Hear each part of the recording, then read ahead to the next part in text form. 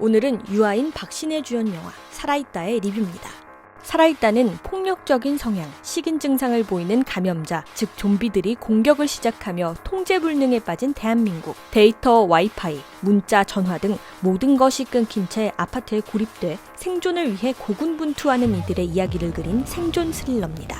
조일영 감독의 첫 상업 영화로 할리우드 시나리오 작가 맷 네일러의 각본을 원작으로 하고 있습니다. 코로나19의 여파로 오랫동안 영화관을 찾지 못한 분들이 아주 많은 상황인데요. 날씨는 점점 더워지고 여러모로 답답한 상황에 돌파구가 필요했던 요즘, 좀비를 소재로 한 스릴러 영화 살아있다의 개봉 소식은 영화 팬들에게 기대감을 더해주었습니다. 지금부터 살아있다의 굿포인트와 배드포인트를 짚어드리겠습니다. 암담한 상황 속 어설프게 나름의 방법으로 살아남기 위해 애쓰는 준우 캐릭터의 유아인, 꼼꼼한 분석과 계획, 이웃은 물론 식물의 생명 또한 소중히 살피며 생존 전략을 세우는 유빈 캐릭터의 박신혜, 극과 극의 성격인 두 캐릭터, 그리고 출중한 연기력의 소유자인 유아인과 박신혜는 의외의 케미로 극의 몰입감은 물론 웃음까지 선사합니다.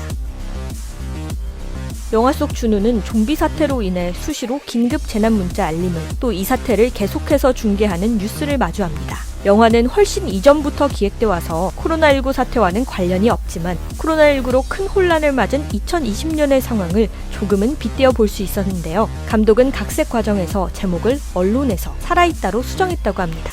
언론과의 인터뷰를 통해 감독은 혼자보다는 두 사람이 함께 살아남아야 한다는 점이 영화의 중요한 메시지라고 여겼기 때문이라고 이유를 설명했는데요. 침체된 분위기로 여유가 필요한 요즘, 우리 사회에 희망과 위로의 메시지를 던지고 함께하는 것에 대한 소중함을 일깨워줍니다. 극 내용상 박신혜는 중반부터 등장하기에 중반 이전까지는 유아인의 원맨쇼라고 표현해도 과언이 아닙니다. 유튜버 겸 게이머인 준우는 혼자서 게임도 하고 본인의 상황을 영상으로 담기도 하고 독특한 분위기를 풍기며 홀로 생존을 위해 노력해 나갑니다. 연기력 좋은 유아인의 명연기는 여기서도 빛을 발하는데요. 고립감과 고독감, 불안감 등을 세밀하게 표현합니다. 그런데 약간 영화의 결과는 어울리지 않게 느껴진다는 점이 아쉽습니다. 특히 준우가 술에 취해 이루 표현할 수 없는 외로운 감정과 불안감을 표현하는 시퀀스는 마치 아이폰 CF를 보고 있는 것 같을 정도로 세련된 표현력을 보여주었는데, 이것이 스크린을 통해 관객에게 비칠 때는 상당한 이질감을 느끼는 분들이 많을 수 있겠습니다. 석기시대의 현대무용을 보고 있는 느낌이랄까요? 배우의 연기는 좋았지만 이를 극에 어우러지게 하는 감독의 연출력이 조금 아쉽지 않았나 싶습니다. 리얼한 아파트 배경 속 휴대폰, SNS, 게임, 드론 등 디지털 소재들, 극에 신선한 힘을 불어넣어주기 아주 좋은 소재죠. 재밌는 게 나오려나 하고 기대감을 주는데요. 하지만 극에서 이 소재들은 잠깐, 반짝, 시선만 모으고는 대단한 역할은 하지 못한 채 픽 뒤로 빠집니다.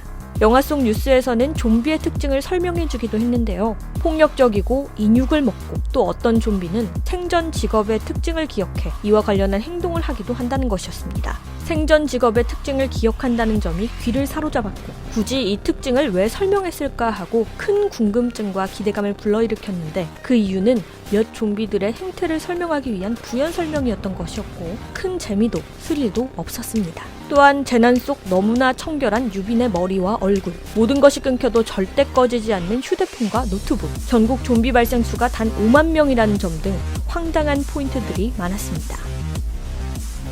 실생활과 밀착돼 있는 배경이고 개인들의 고군분투를 그리기에 개연성이 충족돼야 더욱 설득력이 높아집니다. 하지만 주인공 준우가 이 재난 상황 속 갑자기 밖으로 나간다든지 준우와 유빈이 서로 소통하게 된 계기, 유빈의 갑작스러운 액션, 두 주인공에게 닥친 갑작스러운 위험, 그리고 구출 상황까지 뜬금없는 여러 장면들이 큰 아쉬움을 남깁니다.